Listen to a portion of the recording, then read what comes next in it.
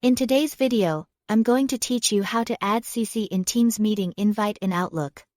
If you are trying to add someone in CC to a Teams meeting invite in Outlook, it's important to know that Outlook meetings work a little differently from regular emails.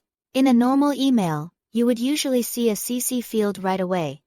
But for calendar invitations, including Teams meeting invites, Microsoft Outlook does not use a traditional CC field. Instead, the closest equivalent is the optional attendee field. This lets you include people on the invite without marking them as required participants. To get started, open your Microsoft Outlook calendar and create a new meeting.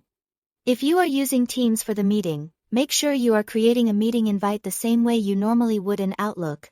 Once the meeting window opens, look for the optional button. This is the key part of the process, because this is where you add the people you want to include in a CC-like way. Click Optional, and then enter the email addresses of the people you want to add. These recipients will appear as optional attendees, which means they will receive the meeting invitation, but they won't be listed as required participants. This is especially useful when you want to keep someone informed, give them visibility into the meeting, or allow them to join if needed without making their attendance seem mandatory. After that, fill in the rest of the meeting details. Add your meeting title so everyone knows what the invite is about.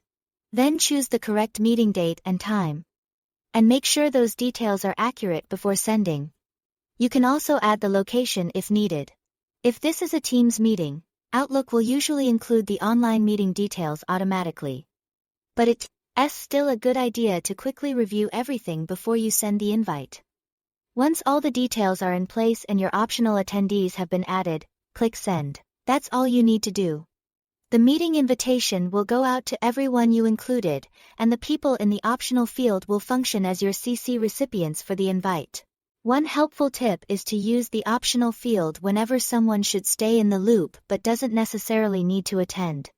It keeps your meeting invitations more organized and clearly shows who is expected and who is simply being included for awareness.